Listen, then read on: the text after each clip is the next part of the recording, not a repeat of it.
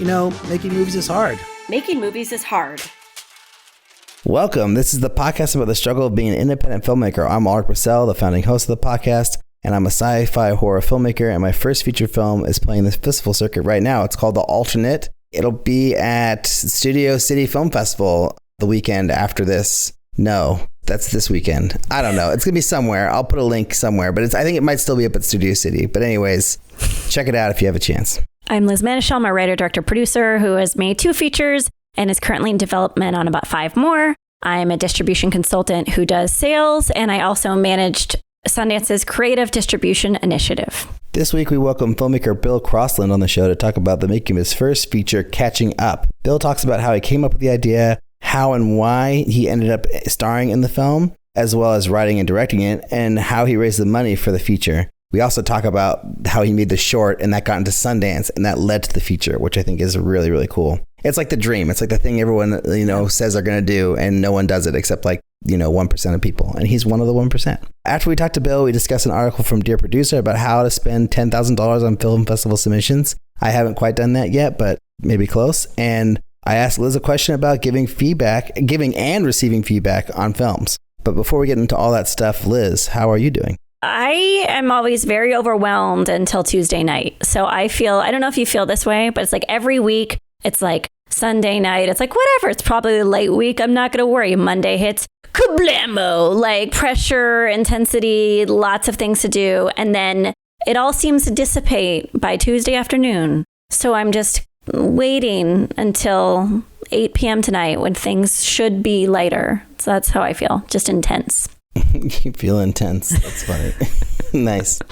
Yeah, I don't really even remember what my life as a freelancer was like. I mean, it was so different every week because of the nature of the going on shoots and stuff. But yeah, my job is more like, Monday is crazy because there's always tons of meetings. And then that's when you figure out how busy your week's going to be. And so you don't really know, especially because I'm just starting 2 projects this week. So I really had no idea what to expect. And then now it's like, okay, I know what's happening. This week's going to be manageable, so I'm not too worried. Oh, that's the best. You know it's going to be manageable. That's the best. Yeah, usually I know it's going to be a nightmare because it's normally a nightmare. But now it's not a nightmare right now, so that's great. I'm feeling really kind of weird. I feel like I've kind of come off a high of The Alternate. We did all these film festivals, like we won this big award. We were, at Cinequest for the Spotlight event last week where I got to be interviewed and do a red carpet virtual thing, and it was all about the movie. And it sort of feels like now it's like, what next? We have a few more film festivals, but it's nothing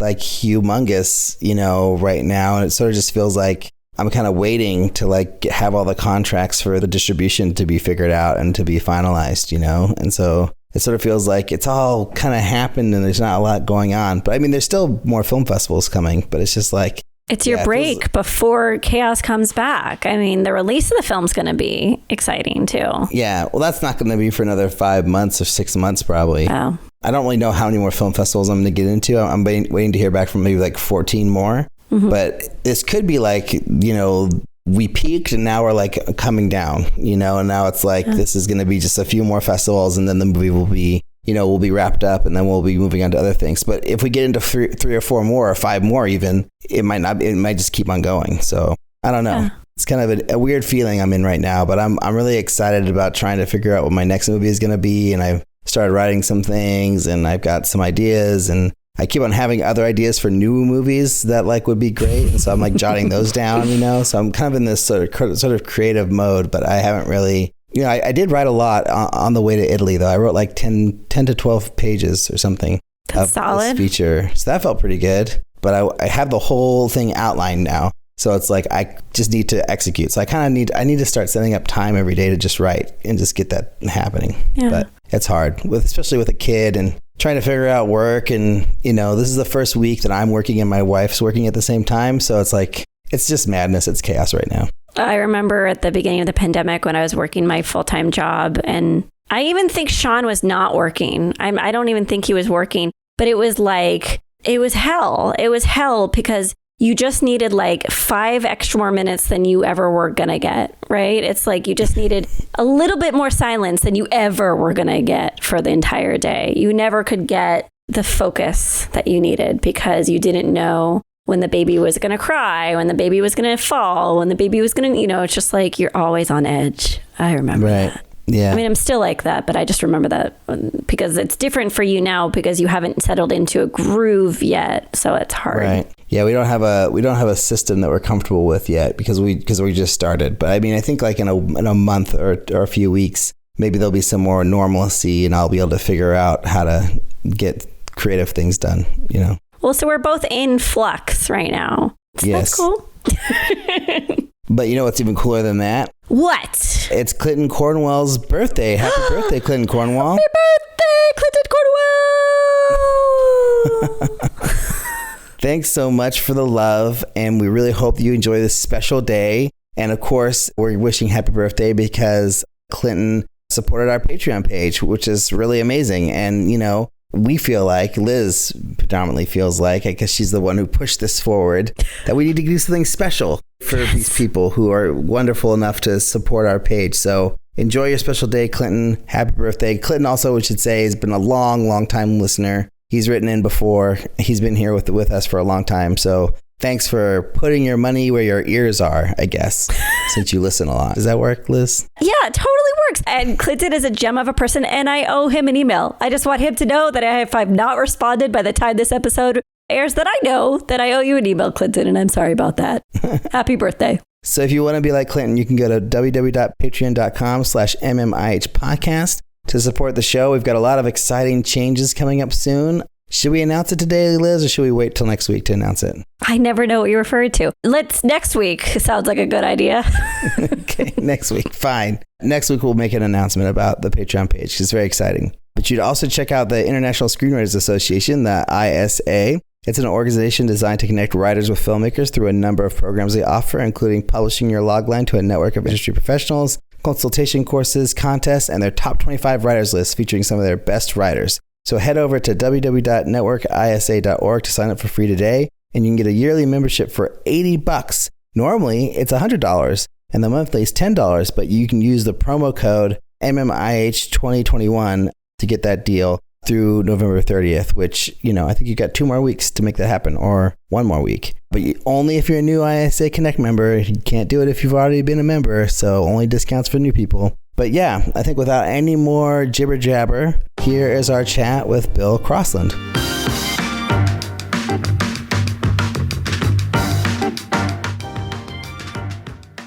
We're with Bill Crossland. Can you give us the elevator pitch for catching up? Oh, I hate doing this. Does anybody else feel like when they give their synopsis out loud, they always sound like they have a gun to their head? That's how I think I sound. But no, catching up. Okay, it's about a 20-something guy with muscular dystrophy, uses a wheelchair, and he has been posing as a boyfriend for his closeted best friend who's afraid to tell her parents that she's a lesbian. And then the whole thing sort of gets shaken up when his high school crush from way back comes back into his life. She's an able-bodied woman. He falls in love with her again. And so the rest of the movie is about him balancing this ruse he has going with his friend versus trying to, grapple with his self-acceptance and self-image while trying to win the love of this girl that he sees as perfect compared to himself. So it's got a lot of, well, at least we tried to have it inspired by the 80s coming of age movies and also romantic comedies. I call it a belated coming of age movie. So that's the gist. And how many days did you shoot the film? We shot over 19 days. Nice. What can you speak of with regard to the rough budget? We shot the movie for $250K, give or take. Thank you for telling us the number. Thank you. I know people can be shy about that, but who cares, right? Yeah, that's how I feel. How did you come up with the idea? Oh, man. Well, I started working on it actually back in college, which was about 10 years ago. It was getting to the end of my time there. And I thought, I want to write something, that I can just to start actually writing features. I hadn't written a feature. At that point, I'd taken some writing courses, screenwriting classes, and we'd written shorts. So I wanted to write a feature, and I had been working on this movie, pro bono work, helping promote this movie called The Best and the Brightest, starring Neil Patrick Harris. That was shot in Philly, which I live right outside of Philly when I was in college. So I knew some of the people in that production. One of the director of it, actually, he offered to mentor me and my one friend who's also a writer and like hear our pitches. So we, tried to think up some pitches to meet with this guy for lunch. And originally this was going to be like a sci-fi movie, if you can believe that. Sort of like, I think, what's that movie with, I think it's Val Kilmer, where he's blind and he gets a procedure where he can At First Sight? At First Sight, yeah. So it's along those lines of the At First Sight, where, I was going to deal with this guy who was, physically handicapped, and he, was going to get some kind of miracle procedure and then have to deal with the ramifications of that, being accepted by others versus accepting himself and all this stuff. So that's how it started. And then also at the same time in college, I was in love with this girl that I was in class with. And, there was a long series of interactions there, and it ultimately didn't work out. So a lot of these things came together into like, okay, well, one, I want to pitch, a movie I can write and see if people think it's a decent pitch, so I can start writing features. Maybe I can make it at some point. And then also they tell you, of course, they beat you over the head in college with, write something you can actually film potentially. That's more practical than doing like a science fiction fantasy film. And then also I became really interested in the careers of like Ed Burns, and I love John Hughes movies from the 80s, all that dialogue heavy stuff. So yeah, my love for dialogue, my own romantic misadventures, and my feeling of, oh shit, I got to write something. I'm almost graduated, I got to have something to work on for the next part of my life, all came together. So I started working on this at that point. And then it went through so many changes, obviously, because it's not a science fiction movie anymore. That changed drastically. And then I wrote the whole script, and that changed again drastically and became this. And I won't ramble on because I think I answered the question. Well, I think the next question actually can be folded into that, but I want to hear if you have any more color to it. How long did you spend working on the film from the idea, conceiving of the idea, until its release? Right. Well, the At First Sight version didn't last long. I just decided, I think I came from a history of really loving genre movies, and I still do. So it's interesting because this type of film probably is, I like these kinds of movies, but it's probably the last thing I would have imagined myself trying to do first, because now everything I have that I'm working on it's very genre heavy, sci-fi, fantasy, horror. I'm a big horror fan, action, adventure stuff. Yeah. So that didn't last long. And then I wrote a draft with my friend, Mindy, who we came up with the story together. So we did like the murder board method, where we had the giant cork board with the freaking index cards all over it, and, worked for months and months on it, getting the perfect order of scenes, finally finished, looked up at the board and both looked at each other and said, "You want to start over?" And just tore it all down and started over. So I wrote a draft that was really, I'd say, kind of too melodramatic. It had kind of that downer indie vibe that I have never liked. And I guess it just, I don't know, something wasn't clicking with the story or the vibe of it. And then one day I just realized when I started a new draft, I was like, oh, this is a John Hughes movie. It should be heavily influenced by those types of movies. I started listening to 80s music while I was writing, the soundtrack of Breakfast Club and all these other movies. And it sort of came together like, okay, this is the feel that I think this should have, where it's, it's got this emotional side, but also this sort of jocularity to it that are in these coming of age type stories from the 80s, like Some Kind of Wonderful. That was a big influence. So yeah, I was done that drafts. That kind of flowed out at that point when I realized what it was supposed to be. And then I brought in my writing partner, who I work with now, to help me polish it. And I think it was around, by 2016, we felt good about it, because that was when we had the short film get a decent reception at Sundance. And we thought, all right, we're ready. So let's settle on this draft. And that's basically the draft that the final movie turned into. Just to get a little bit more granular on that answer, you said about 10 years ago is when you started working on it. Was that like basically your main project for that whole 10 years? Or was it, there's a certain time where it became your main thing, like, a little bit later on? Right. I would say it was my main project for a while. And like I said, I was just coming out of college. I feel way better about my writing now than I did then. Obviously now I still read things that I wrote and want to kill myself, but it's not as bad. So I think that's, I said to my writing partner, I said, I think that's the measure of how you feel like you're slowly getting a little bit better at writing. Your craft is developing, is that you feel less embarrassed sooner in the draft. So at that time, I worked on this pretty much exclusively because I was pretty new. I wanted to do it right. So there was a lot of drafts, a lot of work developing it. Not that I'd never written anything before, but I made this my priority for a while. And then I'd say up to the point where, because we wrote the feature first and then we pulled a scene from it and turned that into a short film as kind of a proof of concept and just prove to ourselves, like, is this worth doing? So that's the short that we submitted to Sundance. Once that happened and we just got into the phase where, all right, we want to try to make this into a feature. Let's start the slow development phase when we're begging for money for years on end. We didn't just sit around begging for money. We also started writing other movies. So I have several scripts now that I would hope to make one day that I wrote during the time we were fundraising for the feature. Because I know baked into this conversation is the short, but with regard to the feature, compared to all the other projects you've made or have worked on, how difficult was this one? Probably the most difficult, just because it also coincided with, the learning curve of becoming a better writer. Since it was, the first big project we embarked on as younger writers. I mean, we had to learn a lot as we went, even about how we best write, what the best process is. Not that I don't struggle with scripts now, but, I think I can safely say we've come a long way since then. I mean, it's been 10 years. I don't think it's anti-humble to say I think I've improved a bit. So we've had this come up in the show over the years where, there'll be a filmmaker who makes their first feature. It's like a drama or a comedy or, in that zone, coming of age type movie, maybe. And then we find out that they're really a genre filmmaker at heart. And that's the thing that they love. So the question is, like, why did you decide to make this, drama comedy movie as your first film rather than diving into the genre that you're the biggest fan of? I mean, I think a lot of it had to do with practicality. I didn't think I was going to be able to finance and shoot a big genre movie, even a small amount. I had written a short that we tried to film in college.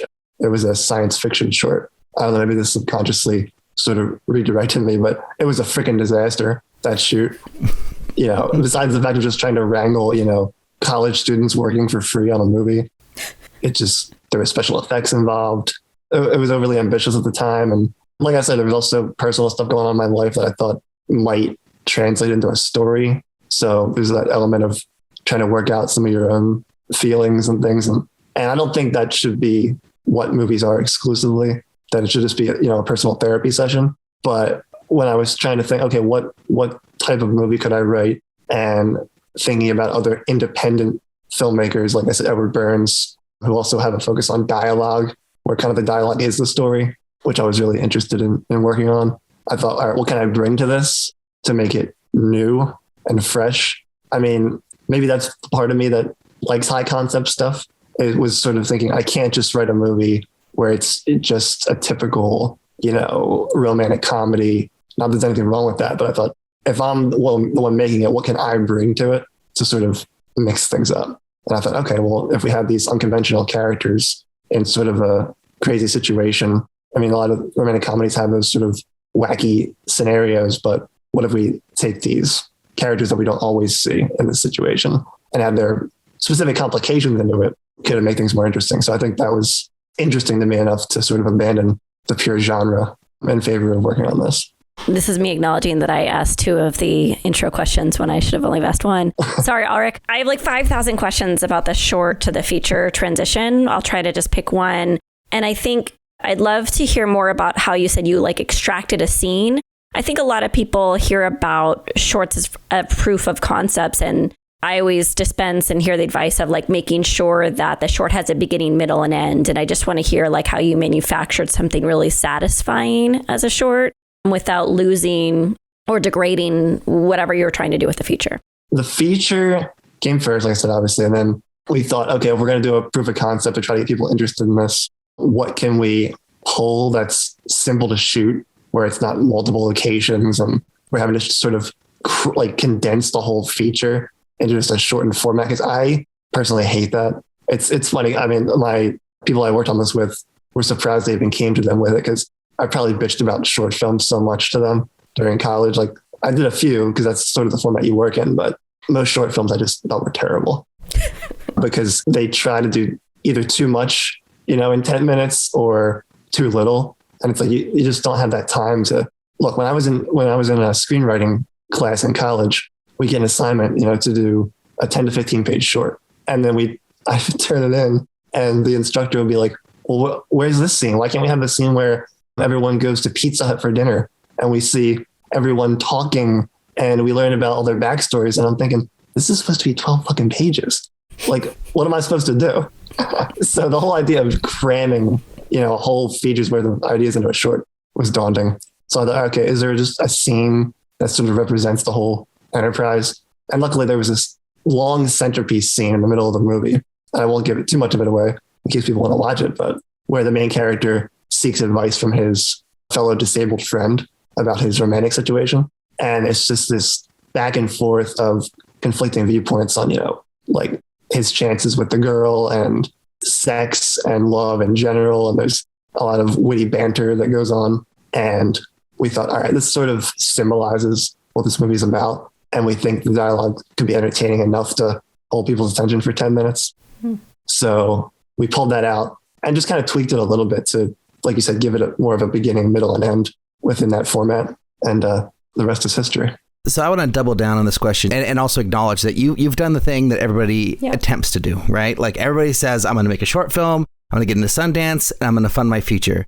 And 1% or less of the filmmakers achieve this goal. This is like an extremely hard thing to do. So there might not be any amazing insight to this, but like what do you think you did allowed you to get into Sundance? Or like, did you have any special connection? Did you do any special approach when you submitted, or was it simply like a blind submission and then you got in?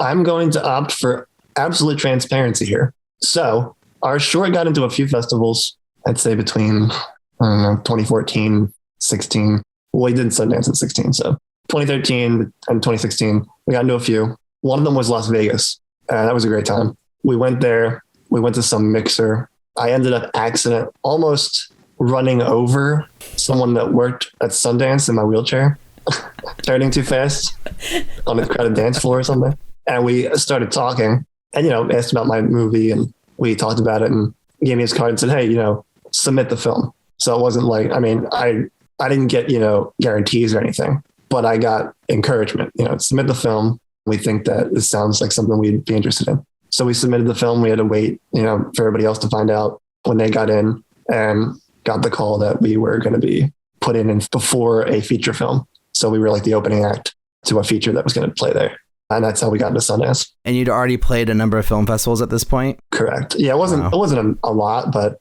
I'd say the biggest experience was that Vegas showing. We actually flew there and did the whole thing. So yeah, so that was cool. What film festival was it in Vegas? I think it's just called the Las Vegas Film Festival. Wow. I think they only accept shorts from out of state. Like all the features there are Vegas centered. So sadly we didn't even have the chance to go back with the feature, because I would have loved to. It was a great time with some nice people. But that's how I even sort of got the idea to submit to Sundance, because I didn't think we'd get in. Yeah. So you play Sundance, and I think those of us who have not played Sundance, even though I've worked there, I think there's this myth or fantasy that the announcement goes out and you get approached by agents and managers or financiers, or people kind of seek you out because you've been like anointed in some way by the golden gods of Sundance. Was that your experience? Like, did you feel like a momentum hit you once the announcement came out, or once you played, once you got reviews? No, I mean, it definitely was exciting, but ultimately nobody gives a shit. I mean, that was my experience. Outside of while you're there, I mean, they treat you well while you're there. People are interested. They want to talk to you about what they just saw. Like, that's all great. But in terms of, quote, being discovered or something like that, I agree that, I mean, it didn't happen to me. I'm sure it's happened to somebody. But, I mean, things came out of it. For example, one of the producers of the feature, this guy about my age, Josh Tate. I met him at Sundance. Josh Tate. I know Josh Tate. He's my friend. Yeah. Yes. You were I think we were on a call together with him. Oh, okay. Well, then I've amnesia. I'm so sorry. Yeah. So he actually saw the short film at Sundance, and he ran down one of my actors and said, this is great. Bill's feature has to be made. Can I talk to him? And I was doing something else at the time. I didn't even get to meet him that day, but he gave my friend his card and said to contact him that he wanted to talk. So we ended up working on the feature together, just from him seeing the short at Sundance. And he was a real asset. So that came out of it. And also the encouragement to pursue the feature because it was really just about talking to the people that saw the short. That's what convinced me that, yeah, okay, so the proof of concept worked enough to prove to me that there could be people that want to see this because everybody was really enthusiastic about it. But other than that, I mean, you know, it was always in the back of my mind, like, you know, that I think that year was a very heavy focus on diversity at Sundance. And you always have that, you know, nagging thought, like, okay, is this the reason why we're here? You know, is this why we got in? And maybe it is, maybe it isn't. But I think as a creative person, I mean, at least in my experience, you always question yourself and you never feel like, okay, I made it. You know, I'm really good at what I do now. So you have those thoughts. But so in terms of that whole thing, no, I wouldn't say that I felt all of a sudden on a pedestal or that I was a success or that I was going to have all these instant opportunities, just add water type of thing. But I did meet people there that definitely inspired me to continue on the road to getting the feature done. I just want to pipe in really quickly. I get the fear of like the tokenism or whatever that may be occurring. But I think there's always could be a reason that you like. It's like if someone casts, you know, Brad Pitt in their film, they'll be like, well, it's because of Brad Pitt. It's not because you know what I mean? Yeah, there's always going to be a reason and a fear, I think. Yeah, I think it's totally natural. So it definitely wasn't like I've arrived, you know, and now I'm just brimming with confidence in all areas. But yeah, like I said, it definitely put things in motion. Yeah, I also just want to say that I totally relate to that because, like, you know, I won an award recently for my feature that's on the festival circuit. And congratulations! Thank you. But the first thing I think of is like, okay, why? Like, is it because I came? Is that the only reason? Is it because I said something? Like, what is it? It's like I always try to figure out like what is the like how did this happen? You know? And I think that it's hard for filmmakers sometimes to just accept the fact that maybe you made a movie that people find interesting, you know? Right. And that's the thing. Like I try not to take negative or positive feedback from the institutional level as seriously as I take it from the audience. Like they're the ones that talking to them was like, okay, I think we might have a shot at, you know, making a movie that people want to see, which is really just my whole reason for doing this. Like I love the entertainment aspect. That's what I fell in love with. That's what I like to provide for other people if I can. So hearing that people are entertained or moved by something or, you know, even quote, you know, part of the movie, like that makes it all worth it to me. So that's what I focus on rather than praise from the larger institution of filmmaking. It's really just about, okay, is what I'm doing mattering to anybody in the audience? You know, $250,000 is a lot of money to raise, right? And I mean, you know, I think we all think in our brains like, oh, Sundance, that's how he raised the money. But obviously that's not the case. So I'd love to hear about like what the challenges and what the road was to raise the funds after you had your short at Sundance. Right. That was quite a time.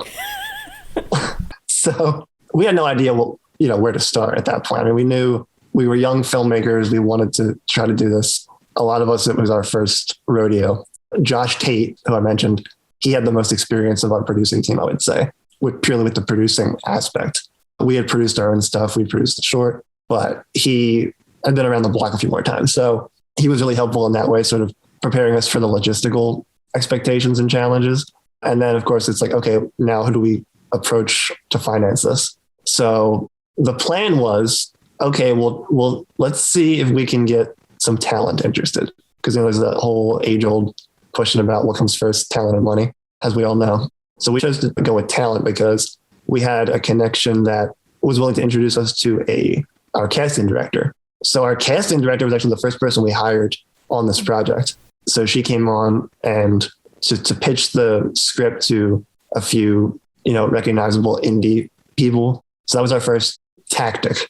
We actually did end up getting a few letters of intent, which multiple people have told me they didn't think existed anymore. Oh, they totally exist. I know. I was talking to another younger filmmaker recently who's trying to get a movie made, and they said, "Oh, you know, that doesn't exist anymore, does it?" And I said, "Well, I mean, it's been 5 years, but we got them." I got one 3 years ago, so we just need to find someone from last year. There you go.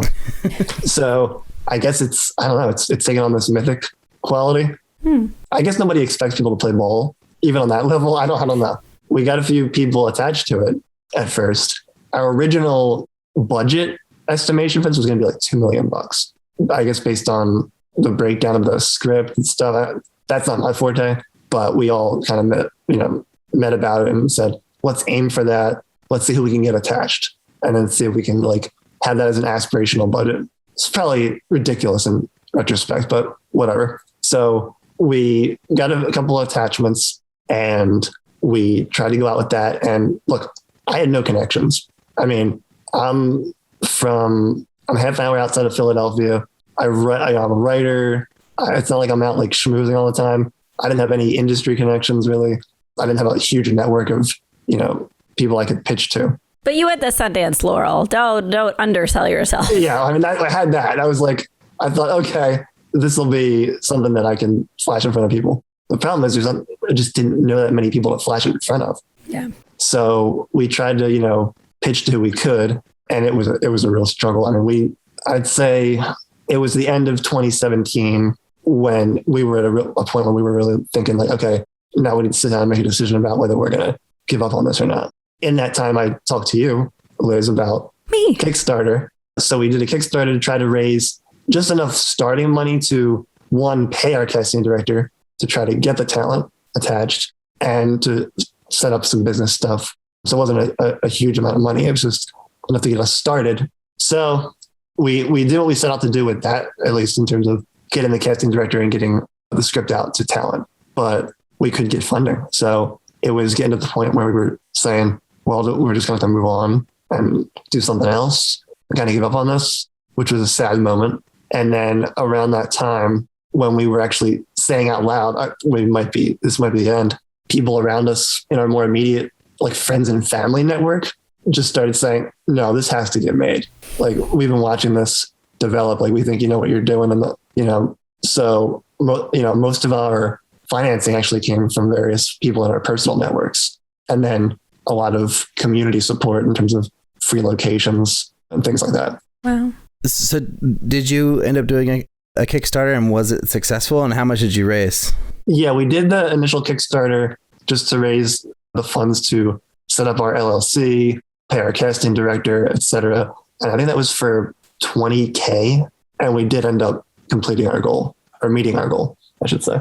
And when you started to reach out to friends and family for investment, like, was that where the entirety of it came? And then was it like, we got like half or a little bit more than half. And then with that money, you're able to go to, with, your producing team and find the rest of the money? No, to be perfectly honest, the vast majority of our budget came from our personal networks. And it was really sort of a domino effect of, once we realized, we're not really getting anywhere with the pitching, with the attachments we have, and we're never going to meet our budget. We went from, that aspirational budget of $2 million right around the time we were like, well, I don't know if this is going to happen or not. That's when whispers started getting around. People kind of knew we were struggling with it, and they were like, no, this can't be it. Like, I want to be a part of this.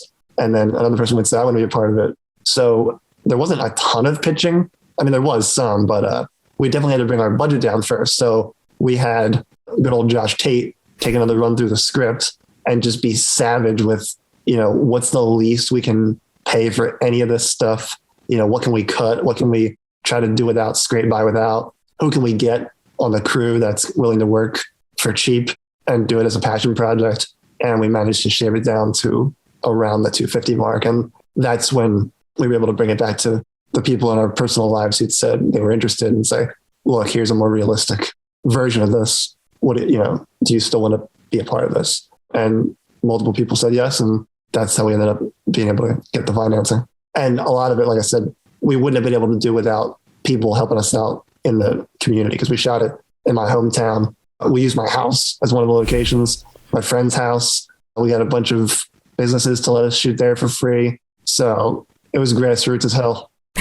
Well, talk a little bit about then how the casting strategy changed. And then also I was, Googling you and trying to figure out more information about you. And I think you wrote something about how like you weren't planning on acting in it, but then decided to. So talk about that. Okay.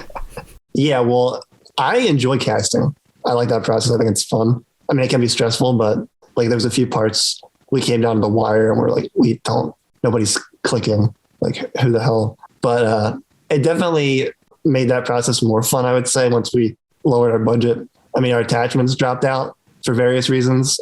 not. Were they fancy? Were they fancy attachments? I'm trying to think how to describe this without being too specific. I mean, I don't know. They probably wouldn't care if I said their names, but I would say I would describe them as recognizable indie faces. So like people if you watch a lot of indie movies, you would say, oh, okay, I know who that is. And I would live for two of the parts, but one of them got pregnant and had to drop out, and one just couldn't. Their representation just couldn't do it for the budget. So that's fine. We then were freed up to kind of seek out new faces, which I find fun in its own way.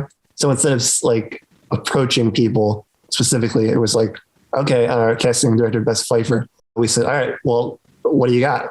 So she was able to send us a bunch of different tapes of people, and we got to watch them and go through them and really try to feel out who was best in each role. And I find that incredibly fun, because I think casting is potentially more than half the battle a lot of the time, especially when you have so little time to shoot. If you can get people that already kind of fit the role and bring something to it that you think, all right, that's the character. Then you have to do less as a director to kind of try to, force it out of them. So yeah, I found the whole process really interesting and fun. And as far as playing one of the main roles myself, I mean, part of it was just practical. Like, okay, it's one less person. I didn't take any money. I didn't pay myself to play the role or anything. I just thought, all right, we'll save money on that. And also, we need somebody. Okay, we don't need somebody with muscular dystrophy to play the role, but I think it's one of those things where, okay, that's just another thing that could make this project unique. So I'm not overly sensitive about that stuff in terms of actors portraying characters that don't have the same disability, etc.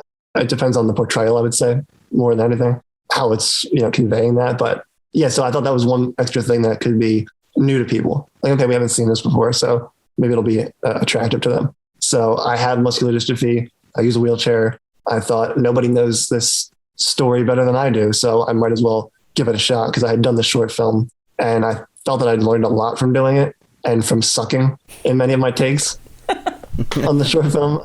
We did some reshoots on the short because I was so unhappy with parts of my performance. And then once we did that, we put it together and managed to get it into some festivals. So I learned a lot about directing yourself on camera during that. And I thought, I think I've learned enough and I'm self-conscious enough that I probably won't totally fuck this up, but there's still a chance. But it's a chance I'm willing to take. What was the number one thing that you learned on the short about specifically directing yourself that you took on to the feature? Well, the one thing about acting in general I learned, it was to not act the emotion of the scene, throughout the scene. I think my performance at times I felt was a little bit flat at first until I got into the groove of, okay, this is supposed to be an emotional scene, an emotional short. So let's, act emotional. Let's really sell the heavy stuff. That was kind of like woven throughout too much, I thought. So it was more about like being in the moment and finding the different ups and downs and, levels to the performance to where it was more dynamic than just, okay, this is a, semi heavy dramatic scene. We're going to make it just sort of one note the whole time. So it felt a lot better when we did the reshoots, me and my scene partner doing that. So that was one general thing. As far as directing myself, it's tough. I mean, I would say anybody who's thinking about doing it, I mean, it's not easy. Luckily, I had my producing partner, Pat Morris. He served as kind of a co-director where, we talked at length beforehand about what I wanted. And he made sure to the best of his ability that I was doing on screen what I would have wanted myself doing as a director. Because it's almost impossible to think in both modes while you're doing a scene. I mean, it'll just tear you apart mentally.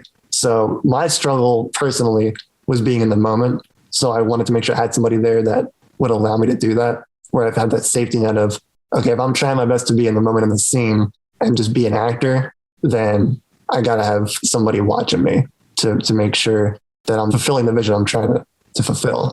And that made it a lot easier. And knowing what you want beforehand, obviously, makes it a lot easier. But I mean, I did most of my directing, as most directors do, between the scenes. I mean, you can't do both at the same time. You just can't. So, between takes, you're just talking to the other actors, you're pumping yourself up, practicing in your head what you want to happen. But yeah, I think it's just, you got to go in knowing what the idea is. And then once you're in the scene, you have to just sort of try to turn the directing part of your brain off, which is not always easy. I'm curious if there's a coyness that you're expressing here. I feel like there's a lot of directors who secretly want to be in front of the camera. And then I think vice versa, a lot of performers who want to direct. And did you ever have like a passion for performing that you got to enact in this? Or was it really this practical, pragmatic decision that you're putting forth? Well, part of it's definitely territorial. I mean, like I said, I thought I knew the script better. I knew what I was going for with the portrayal of a disabled character on screen. I wanted to be different than others I'd seen. And it wasn't sort of, at least I don't think so, on a conscious level, anything precious where it was like, oh, I don't want to offend anyone. I don't want to, I want to undo years of, malpractice in the film industry. It was just, I want to do this a very specific way where this person feels like a fleshed out person, where it's like the intricacies of the disability is playing into the plot, but it isn't the whole plot, where it's not a movie about medicalizing things or curing anything, or it's more about the relationships and I wanted people to be able to see themselves in the character regardless of the disability. So it was like this really weird balance I was trying to strike that I thought other people might not get it as well as I did, and it's not that I think I'm brilliant or anything. It's because I think it's just it was a hard balancing act of a movie where the disability features so heavily in sort of the character's baggage, from the romantic angle, but also the whole thing's not mopey and sort of cliche. And, the characters doesn't have to be either hilarious all the time, or you see that a lot. It's like all the disabled characters have to be jokesters or something, or they're like really pathetic. That's generalizing, but you know what I mean? So I just wanted to strike a balance there. And I thought, okay, I wrote it. I know what balance I'm trying to strike. I have this disability. Why not give it a shot?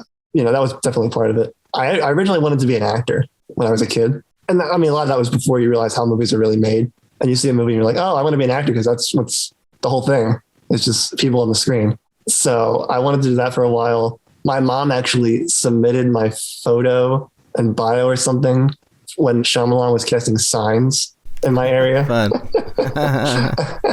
So my parents always supported me. There wasn't that many roles for a goofy kid in wheelchair. So as I got older and got more interested in the technical aspects of filmmaking, I got more into, sort of creating my own material and more into the directing side of things. But yes, I originally did want to be an actor.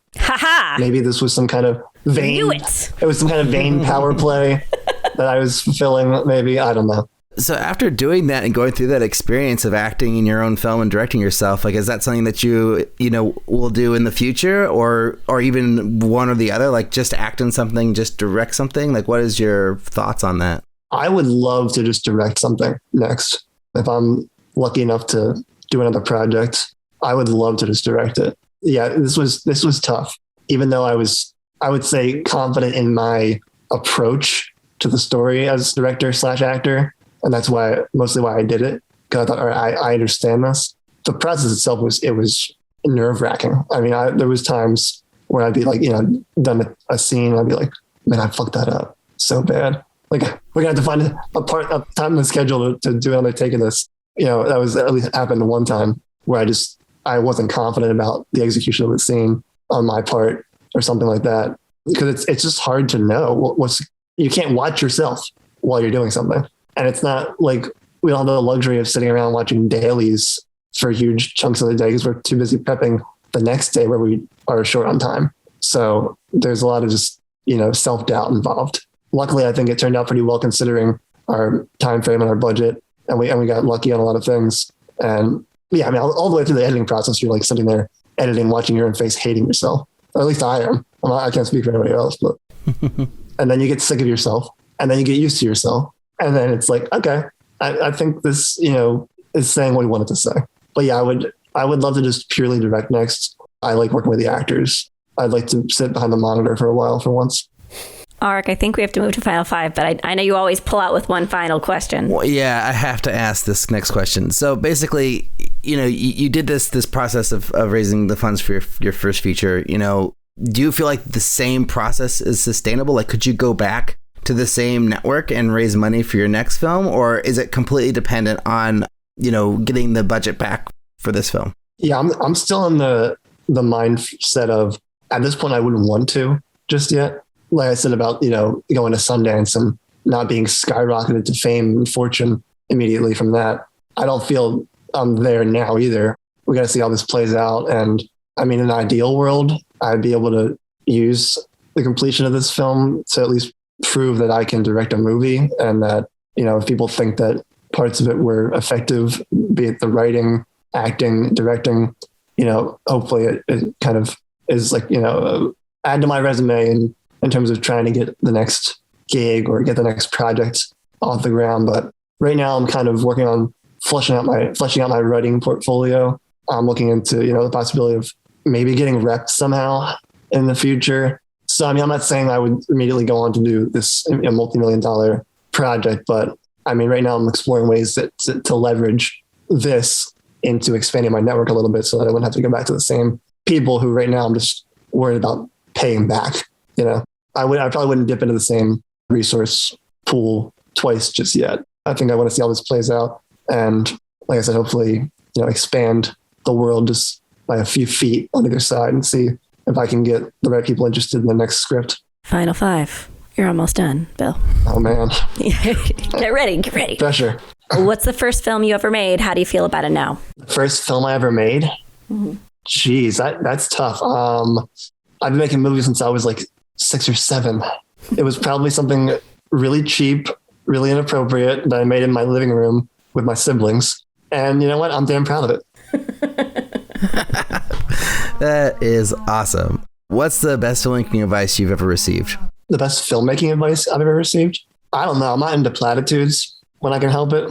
So I think I read somewhere once that nobody's going to help you. I don't know who said it, and it's not always true. If it was completely true, I wouldn't have made anything because it takes a lot of people to get something done. But I think it always stuck with me, like, don't assume that somebody's going to, get things done for you. So I think, in a way that just encourages you to really grind for things and not expect handouts. I think that's a good piece of advice. Do you have a goal as an indie storyteller? A goal? Yeah, I just want to entertain people. My favorite movies are a mixture of escapism, and they're escapist, but they also make you feel something.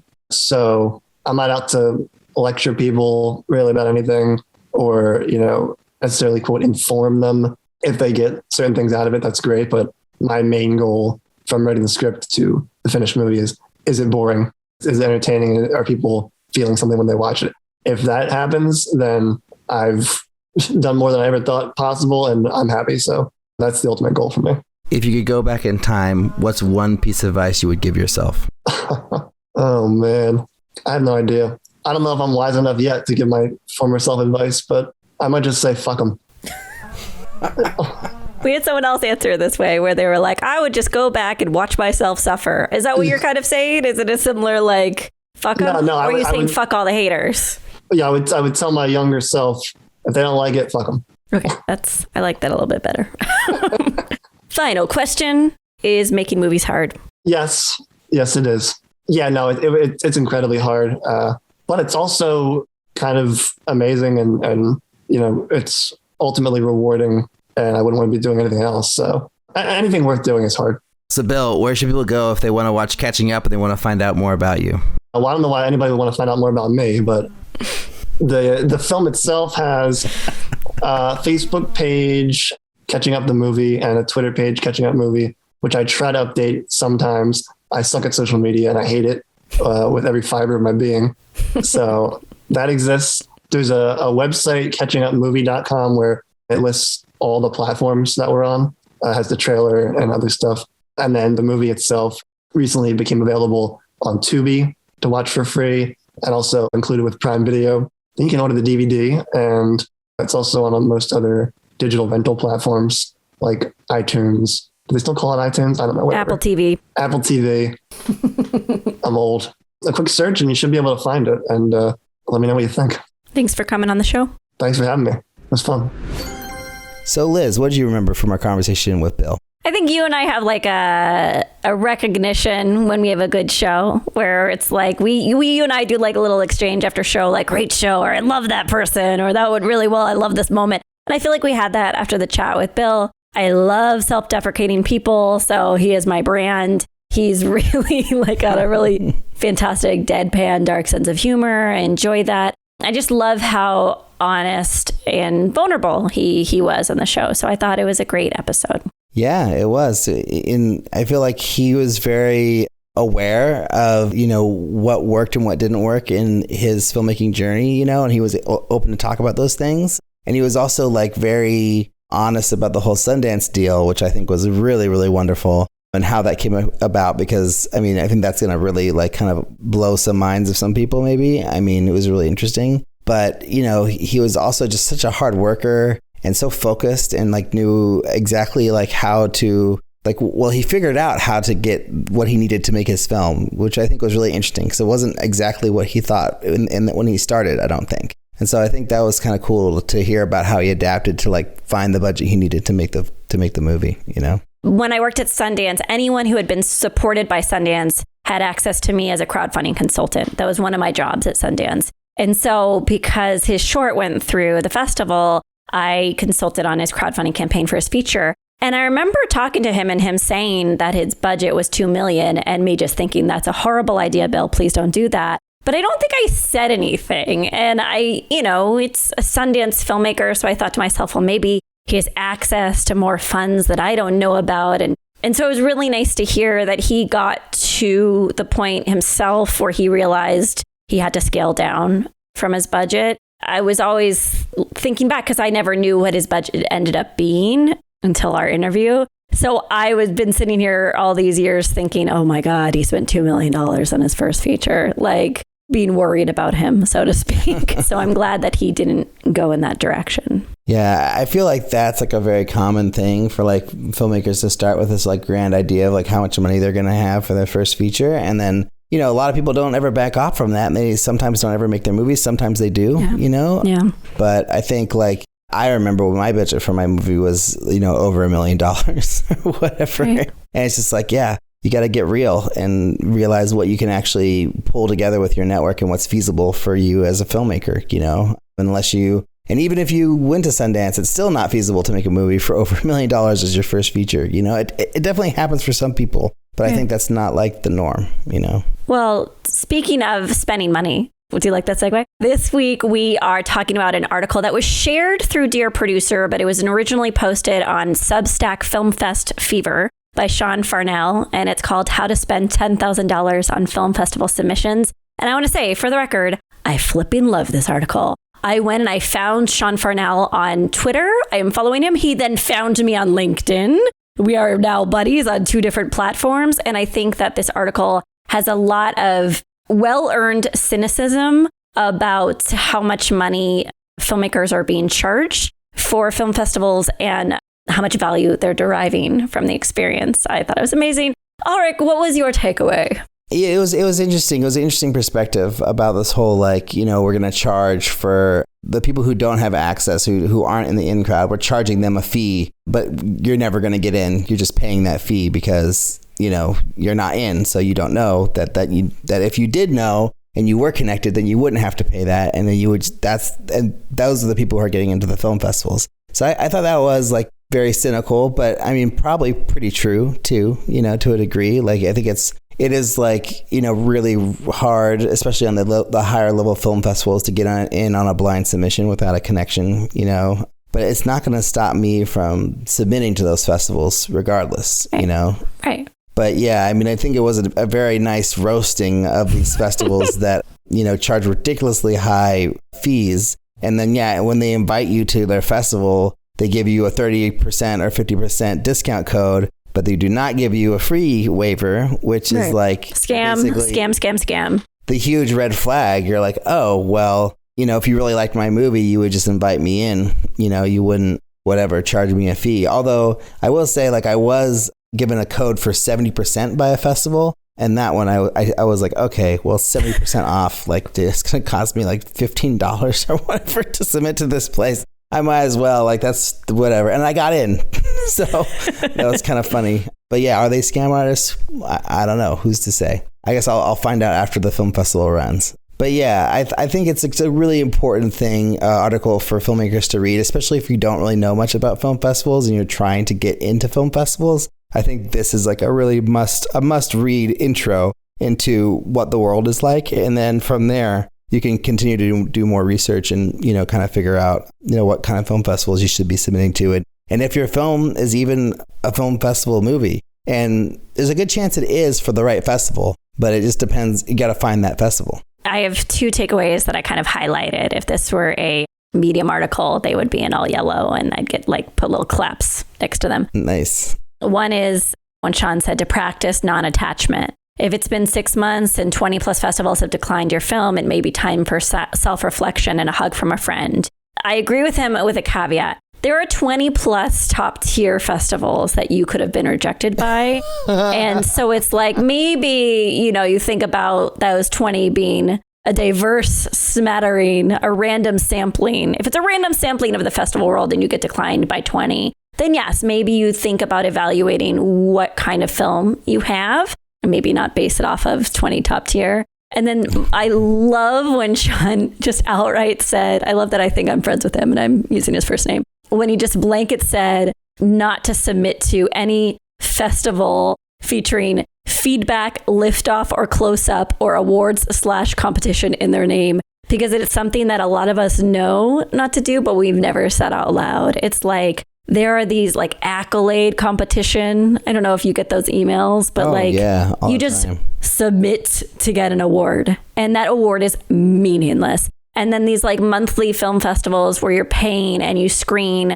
but no one is really attending and there's nothing that really comes of it. And it's just this constant rotation of submission fees. And then feedback, it's what kind of feedback are you getting and who is vetting the feedback? And it just seems different ways to fill the coffers of the admins of these festivals. And it's very suspect. So I just love that he called them out. Yeah, I don't think you should ever be paying for feedback through a film festival. If there's a higher rate to get in with feedback, don't pay that because it's a scam. Because there's some film festivals where they do offer feedback, but they would never charge you if it's genuine, And so I would take the genuine feedback if it's just something that they do as a festival. But I think no festival, at least these days that are getting so many submissions, is going to have the bandwidth to do that. So it'll probably come with a fee. And if it comes with a fee, screw it. You don't need it. Right. Especially if you look at the Film Festival Sustainability Survey that Dear Producer put out a few weeks ago. It's look at the makeup of who these gatekeepers are. It's not always a diverse crowd. And it's a lot of the time it's volunteer screeners. Do not take anything too much to heart in terms of film festival rejections and acceptances. There are a lot of amazing curators, but I'm just saying there are a million reasons why your film gets accepted or doesn't get accepted. And there's too many film festivals that they do not have the infrastructure to support themselves, and they're not doing a great job at acquiring content. Let's put it that way.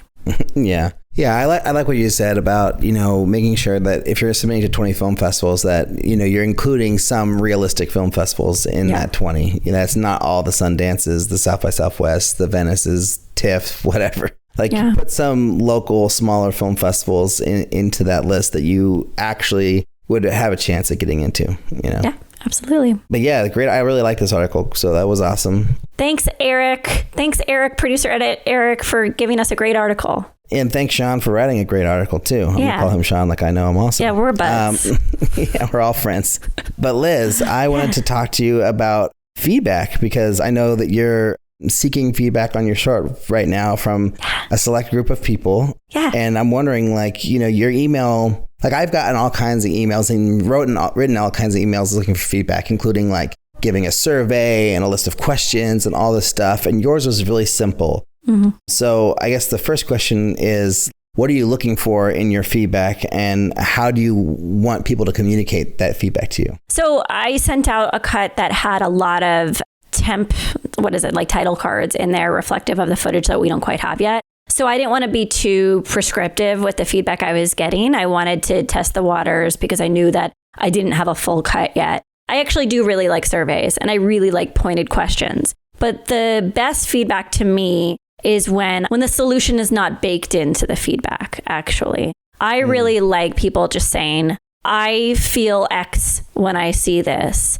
This made me cry. This made me laugh. This distracted me. I was bored and I noticed I was looking at the clock at around this time. Like, I actually just want your emotional experience. I got feedback from like a very kind EP on the film last week, and he was like, you should shorten this shot. You should scrap this out for another take and all these things. And I was like, that's great, but he's not the director and he's not the editor. I want him to experience it like an audience member, and I want him just to tell me how he's receiving the information, and then we'll figure out the solution. So that's how I like feedback. Yeah, I tend to do more like what your EP did, where I give like very specific sort of ideas of like, and I always caveat with like, this is how I see it. I mean, I think there's lots of other ways you could do it, take it or leave it, but this is what I would do if I were you. And then I give like ideas of even like switching around shots, or like, like cutting lines, or,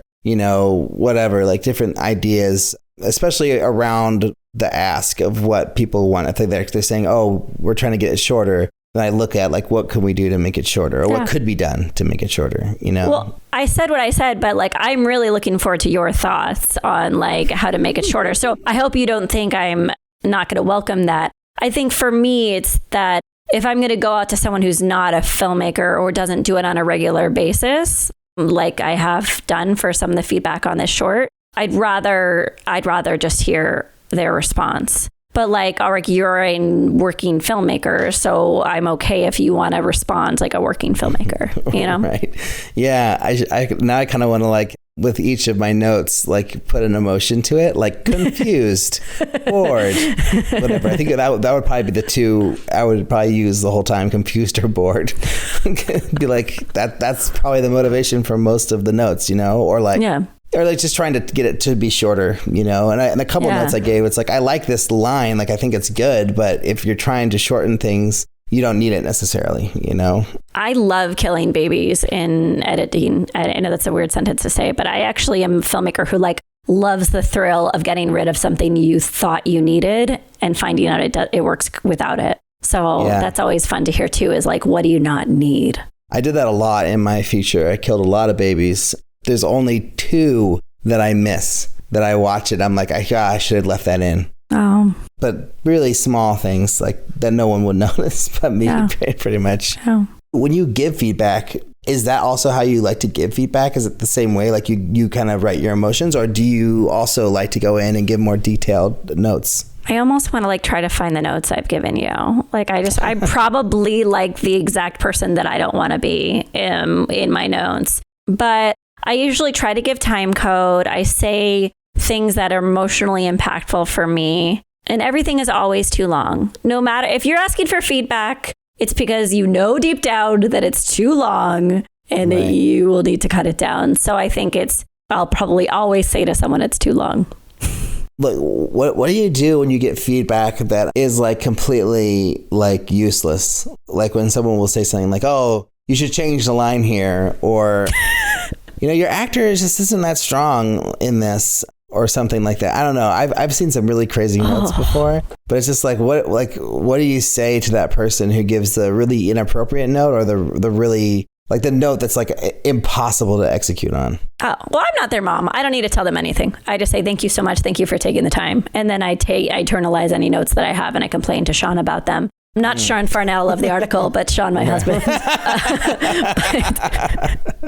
but Zing. And then usually you'll work with your editor and you'll be like, I have no idea why they said this, but I'm going to share the note. And then the editor usually has a way to figure out the note behind the note. So maybe it's not that the performance was bad, but maybe it's that the cut leading up to that didn't give the actor enough breathing room, and we need to show the audience that the actor is stronger than they think it is. Right. So I actually share a lot. I used to protect my editor from notes, but it's more therapeutic to be like, I thought this was stupid. What do you think? And then the editor being like, actually, I thought the same thing. And then you kind of go and play around and on the timeline. Yeah. But they kind of like, they'll take the note that you don't like or whatever that you don't want to take, and they'll find the way to make it good. Or even like, it's like they interpret it in a way that you couldn't necessarily, or that you don't see it that way. And then they make it something good. So it's like they fix the problem of the person giving the note who didn't give it the best sometimes. Right. And then, the note behind the note. Yeah. Right. Exactly. The note behind that is a perfect way of putting it. Yeah. So I guess the last question about feedback is like, I kind of want to know like what your process is. Cause like I got so many notes on my movie, and like what I would do is I'd read through them all, and I would take notes on the notes, and I would create like a kind of my own master list of notes. Is that similar to how you work, or how do you filter through all the notes? Well, this is a short, so it's very different. And the last cut, so we're in cut 3. I showed it to a few people getting to cut 2. I think it was 3 people. And I just read through the notes with my editor. And if it felt like there was something there, then we did something. Or if I said it out loud and I said like, oh, I don't agree with it, then we just moved on. So it was actually just based in the moment. I find that like, you don't want to be best friends with your editor. You want to have like a certain level of formality where you're feeling really sensitive to the process. I don't know if that makes sense, but like if I was like best friends with my editor, I wouldn't feel so awkward watching the cut. I wouldn't be able to more easily notice the rough spots because I'd be like, I'm with my best friend. We're just sitting here. We're hanging out. I'm more sensitive to how I respond to things because I'm with kind of like a near stranger, like whose presence I enjoy. Right. And so reading things out loud or talking through it is actually really helpful rather than me making decisions in a vacuum outside of the room. So do you just read them to your editor, or do you send them in advance, or like how do you communicate that? I do it in the room. I try not to take up my editor's time outside of our sessions. Oh, interesting. Unless I really need something delivered. It was really cute. Today, he delivered a fix on something that we thought was unfixable. He wrote me an email. He's like, this has been really bothering me. So I worked on something and I think I solved it. And he just sent me like a new cut unsolicited today for... Oh, wow. So that's amazing. That's nice. I think I just lucked into a good teammate, but I try to not take up too much in between session time. So you do a whole spreadsheet. You put a lot of time into investing into the feedback of others, which is amazing. I'm also my own editor, so I don't have to share it with anyone else. Yeah, that's but true. Yeah, as I basically go through, because I have my own notes that I've given myself, basically. From watching the edit when I watch it on my big screen, or watch it with not inside Premiere. I think for me, it's really important to export it out of Premiere and watch it, because that way it's like you kind of, it's a different way of viewing it. It's like you're really more critical. Like, and I think you miss things more if you're watching it just in playback mode in Premiere. So I always export and watch it that way. These are all like, if you're your director and your editor, these are things that might be helpful. Yeah. Because you don't have that. I go over to my editor's house. I'm in like a strange space. I'm sitting in an awkward chair. Like, like there's a lot of things that if I were at home in front of my computer, in front of my setup, it's very easy to fall into an inability to look at things objectively, I would say. Yeah, exactly. And then like, I generally will share things with like my internal team, especially on the movie, but there was only one person who would always give me notes, and they gave me so many notes. It was like, and that person wanted to know everything that was happening. So like they would give me the notes, and then like they would want to see the other people's notes, and they would give notes on other people's notes. Oh no, so no. It was nuts. It was crazy. But I mean, when they bring the cheddar, when they bring the moolah, you kind of have to do what you have to do. Hopefully in my next film, I won't be in that sort of situation. But the last question I wanted to ask about feedback was, who do you, and I think we've talked about this before, but who do you send the cut out to? Like, who, is it all filmmakers? Is it all team members? Is it stranger, like not strangers, but like people who you trust who aren't filmmakers? Like, who are you sending the cut to? I'm looking at my list right now. So the first edit, you just send to key crew that needs to see it in order to get their job done, right? It's like I send it to colorists, post-sound team, visual effects, producers, DP, so they know, hey, we're making progress. You didn't spend a lot of time and energy for nothing.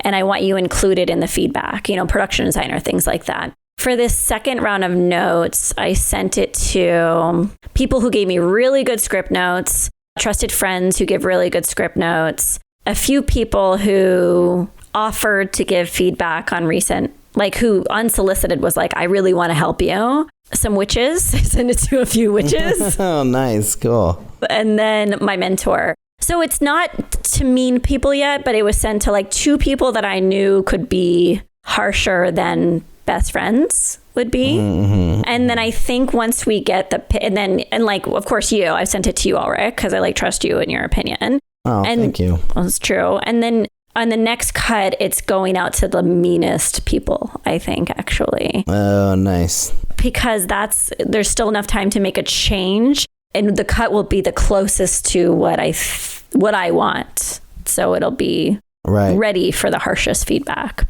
Will the next cut include your pickups? Yeah, because we're doing pickups on Sunday, and then we'll do the next cut after that, probably midweek next week. I have to make note of that. Wow, exciting. Yeah. So it sounds like you're loving it, everything that's going on with this. It didn't happen until this weekend. This weekend, we made a few changes, like the cut that we sent out, and we watched it and we were like, oh, this is finally getting to a place where it's starting to click. It may not be there, but we saw the potential for it. And that is the sweet spot of editing. It's like when you feel like you're on the track to something you can be really proud of. Yeah. Awesome. Thanks to everyone for listening. You can always send us a question, comment, or suggestion to podcast@makingmoviesishard.com. If you like the show, please leave us a review on iTunes. We haven't had one since January, right? It's been a long time since we've had a review. So I don't think it's in January. I think it was like August. Okay, never mind. It's been a while. It's been a while. Feels like January. Check us out on Facebook, Instagram, Twitter at MMIH Podcast, YouTube at Making Movies is Hard Podcast. Thank you to Bill Crossland for coming on the show. Thanks to our editor, Jeff Vrymoot, for doing the editing. Thanks to everyone for listening. Oh, thanks to Eric Toms, our producer. Again, we're just very grateful for him. Thanks to everyone else for listening. Talk to all y'all next week.